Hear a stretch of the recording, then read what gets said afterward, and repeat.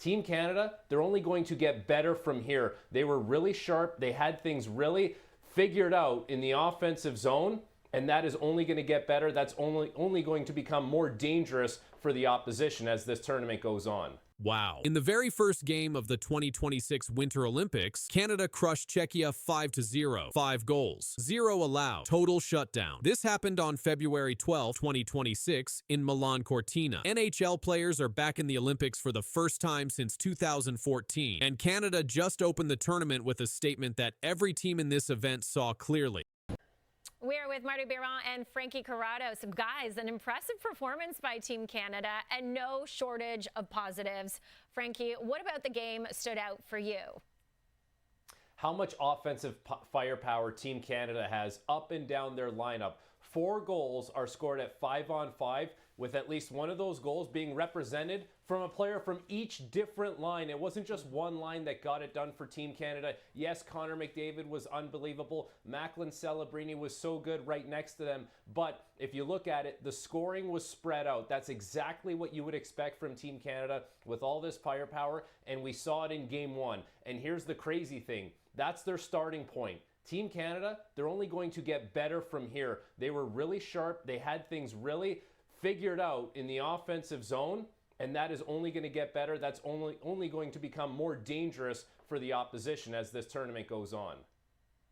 And Frankie, you're right. In the offensive zone, 24-6, 5-on-5 shots from the slots were in favor of Canada. They were able to get to the middle. And obviously, the Olympics usually has the big ice surface. We know this one is not only NHL, it's a little smaller, but they were able to get to the middle, the skill level. The Marner saucer backhand pass to Stone and the McDavid saucer to McKinnon, like that was crazy. So the skill level right off the page for me. Yeah, you love to see that. Don't love to see anyone getting hurt. And Josh Morrissey, he was hurt in this game. He tried to come back. He couldn't. John Cooper said the team is hopeful. It's not serious. But Frankie, if it is, how big of a loss would this be for Canada? It's a loss. Is it detrimental to Team Canada? No. But Josh Morrissey does a lot of things really well. He breaks the puck out of his own end really clean. He's really good in transition, getting those quick up pucks into the hands of the really skilled forwards, and he can make plays at the offensive blue line. You're not relying on him to run your first power play unit, and you actually weren't even relying on him to run your second power play unit. So, how does that matter for Team Canada's back end? Of course, you don't want to miss a player like Josh Morrissey, but that means Thomas Harley, Shea Theodore, Travis Sanheim, they can do a lot of the things that Morrissey is being asked to do with this team. Get the puck out of your own zone, get it into the hands of the forwards, and don't kill plays on the offensive blue line. You don't have Josh Morrissey. Okay, it's not great, but it's not detrimental to the success of Team Canada. Okay, and Marty, we heard this week, Kevin Weeks, he was confident in Canada's goaltending. Ahead of the opener, he called Binnington Jordan Winnington. And after today's shutout, is it officially his net once the big games in the tournament begin? Yeah, I believe so. And it's not just the shutout. It's the way that he played, the confident body language right from the get-go. And in that first period, Czechia had a few really good opportunities to maybe take the lead and score the first goal. But Binnington was really strong. And I love how he played the puck. Obviously, that's a big part of his game. And teams are going to try to dump in chase on Canada. Jordan Binnington was really good. And maybe it's the fact that, you know, in St. Louis, they don't really have that great of a defensive structure to their game, but Team Canada has the players, has the elite level, and it helps Jordan Binnington. He was even aggressive with his stick on the poke check a couple of times. So yes, it looked really good for Jordan Binnington, and yes, he passed the first test. He took a step forward, and now I would think that when the big games are going to be on, it is going to be his net. Yeah, it's amazing to see how he plays on the international level because Binnington with only 1 shutout in his last 63 NHL games, and here he is opening the Winter Olympics with a big one against Czechia.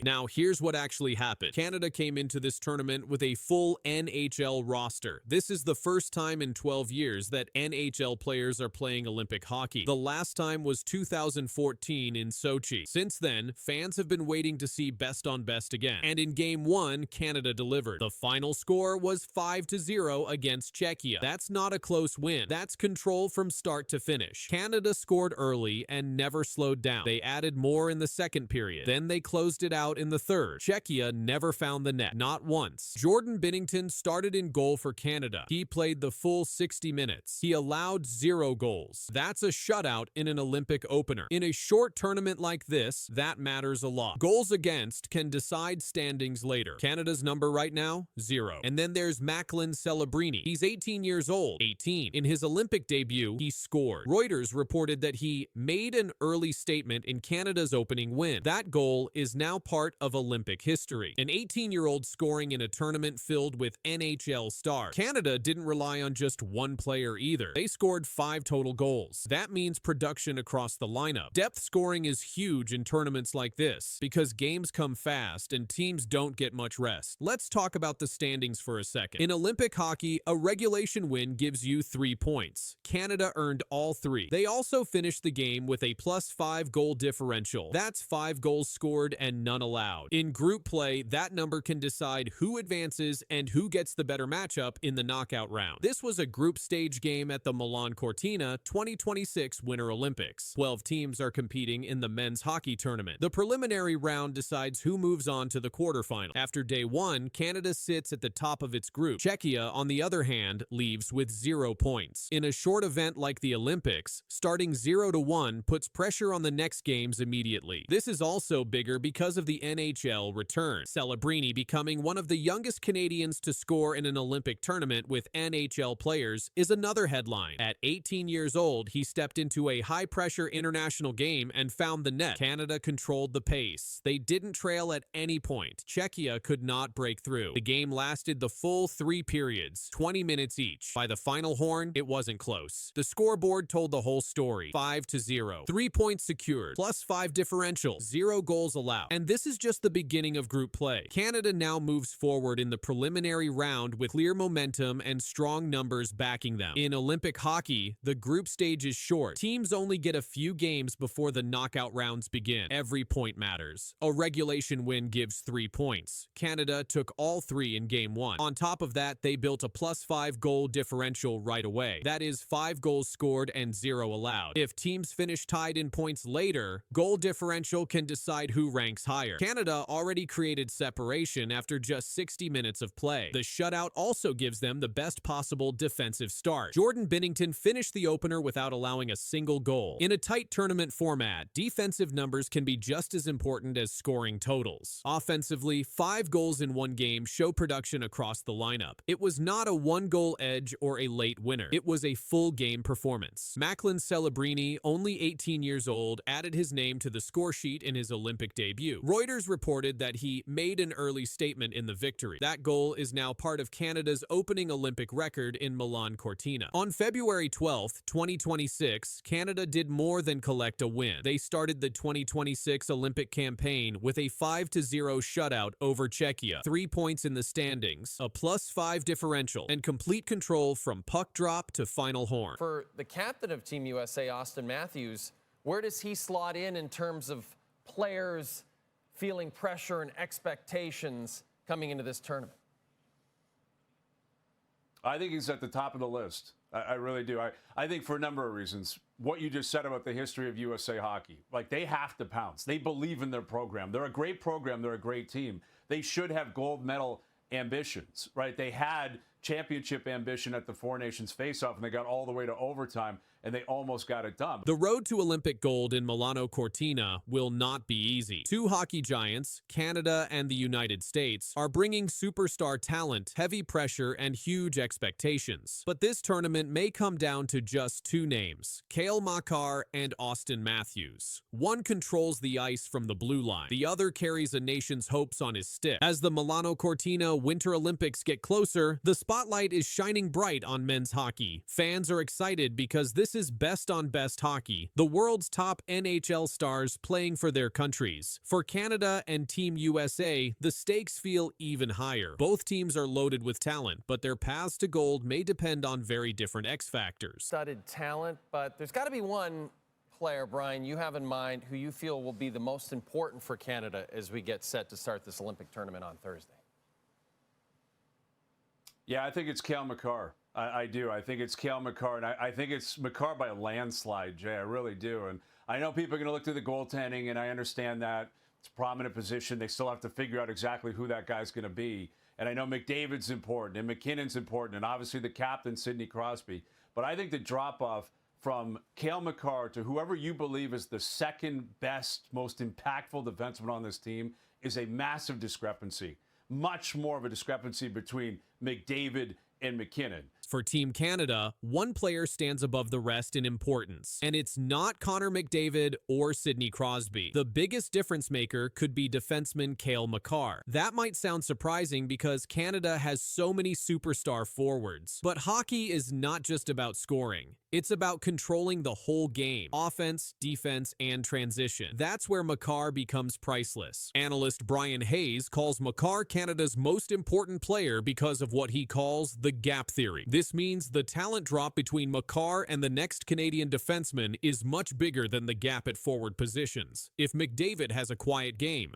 Nathan McKinnon can step up. If Crosby slows down, other elite centers can fill minutes. But on defense, there is no true replacement for Makar's skill set. Makar does everything at an elite level. He skates like a forward, defends like a veteran shutdown player, and runs the power play with calm control. He moves the puck out of danger faster than almost anyone in the world. That ability helps Canada spend less time defending and more time attacking. In Olympic hockey, where games are tight and mistakes matter, that puck movement is gold. Because of his value, experts believe Makar could play huge minutes, maybe even 30 minutes in a gold medal game. That's half the game. Very few players can handle that load without breaking down. But Makar's conditioning, hockey IQ, and skating allow coaches to trust him in every situation, even strength, power play, and penalty kill. Health, however, is the one shadow hanging over Canada. Makar previously missed the Four Nations face-off due to injury. That absence showed how vulnerable Canada can look without him. Their breakouts were slower. Defensive coverage looked shakier. If Canada wants Olympic gold, they likely need Makar healthy from start to finish. Without him, their championship odds drop fast. While Canada's pressure sits on one defenseman, Team USA's pressure centers on one forward, Captain Austin Matthews. This tournament could define Matthews' legacy. Team USA has not won Olympic gold in the NHL best-on-best era, which began in 1998. That drought hangs heavy over American hockey. Many believe this current roster is the strongest the US has ever iced. Deep, fast, and skilled at every position. Because Matthews is the captain and biggest superstar, the spotlight burns hottest on him. He will be expected to score in big moments, lead emotionally, and deliver when games are on the line. That's where the pressure builds. Because fair or not, Matthews carries a reputation for not always being clutch in the biggest games. If the US falls short, especially if Matthews struggles offensively, the criticism will be loud. Fair or unfair, captains carry the emotional weight of wins and losses. That's the burden of leadership. Matthews isn't just playing for medals, he's playing for legacy. What makes this Canada versus USA storyline so compelling is the contrast in pressure points. Canada's hopes may rest on a defenseman controlling the entire flow of the game. Their success depends on structure, transition, and blue line dominance through Makar. The United States' hopes may rest on a goal scorer delivering signature moments. Their success could hinge on Matthews finishing chances and leading the offense when it matters most. It's control versus clutch, structure versus scoring, blue line versus goal line. And when these teams collide, those storylines will crash together on the ice. Olympic hockey always creates heroes. Sometimes it's expected stars, sometimes it's unlikely names. But heading into Milano-Cortina, two players sit closest to the pressure spotlight. If Cale Makar dominates minutes, drives possession, and shuts down opposing attacks, Canada's gold path becomes clear. If Austin Matthews scores timely goals, leads confidently, and breaks America's gold drought, he changes his career narrative forever. That's why this Olympic tournament feels so massive. Not just for nations, but for legacies. Because in the end, gold medals don't just crown teams, they define players.